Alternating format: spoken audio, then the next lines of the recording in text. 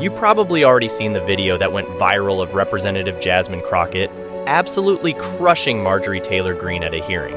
She was later on the Don Lemon Show explaining what happened, and she followed up why she did it and what has happened afterwards.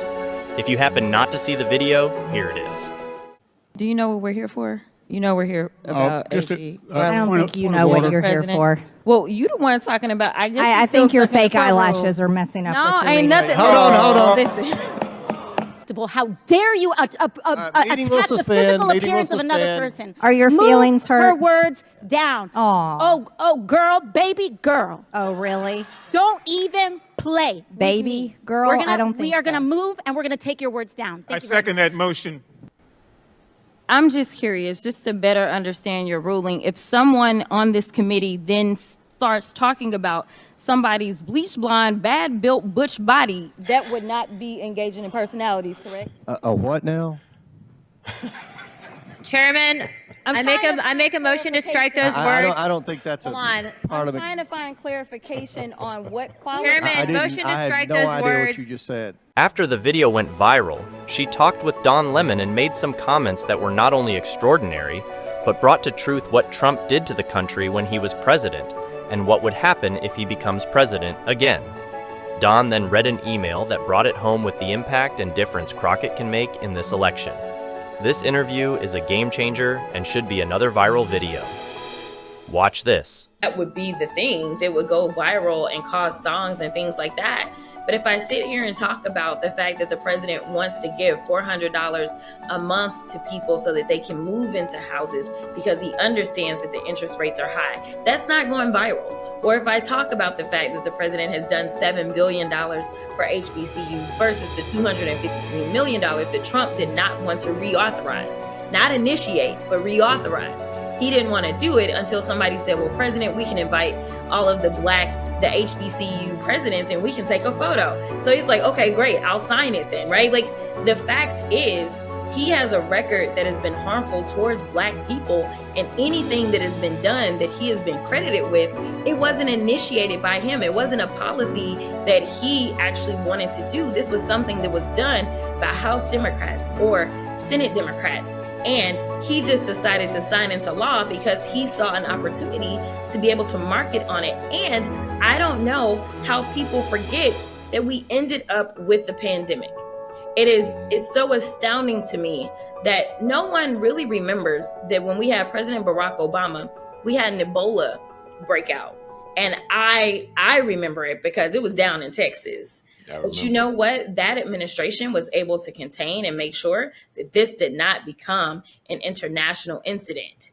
He failed. He threw out Obama's book. He decided that, oh, this is nothing. It will never make it here. And the entire world relies on America to be the grown-ups for the entire world. And we didn't have one.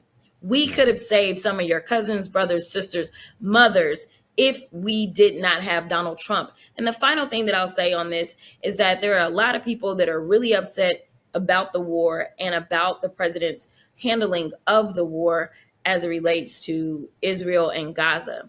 And the reality is that there's only one president that ever tried to institute a Muslim ban, and he was stopped by the courts. But now he has the court that he wants. So for everybody that believes that Donald Trump would be better when he is out here sputtering and saying, I am going to institute a Muslim ban, you're wrong. I get that you may not like either position. You shouldn't like Donald Trump's position for sure.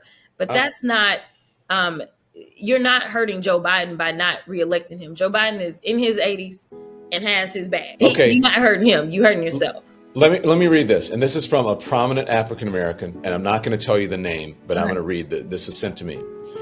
Jasmine Crockett must go out as a Biden surrogate ASAP. Black folks heart and relate to her. She is young, gifted, I think, Don. She is no shrinking violet, an attorney and solid. We need her now. 4 exclamation points. He mentions another politician I'm not going to say. That politician, he believes, has lost their bite being too safe. Diplomatic, someone who's above you. Diplomatic and strategic because of the position that that politician is in. And I'm paraphrasing here. I understand But Crockett out there has the bite we need. You know, I love Michelle Obama for her when they go low, we go high. Well, F that.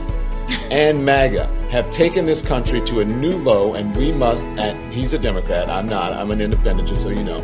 As Democrats, get a backbone, sharpen our tongues, start standing up for ourselves, the party and the country.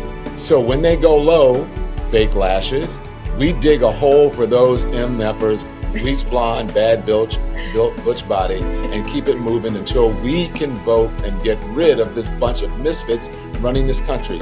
And yes, it begins with defeating the orange, whatever, and MAGA. Then we can attempt to return to some form of normalcy to government. And then that person said, thoughts. And I just responded with a 100% emoji. The bottom line is this. We can no longer normalize the chaos that's happening in this country.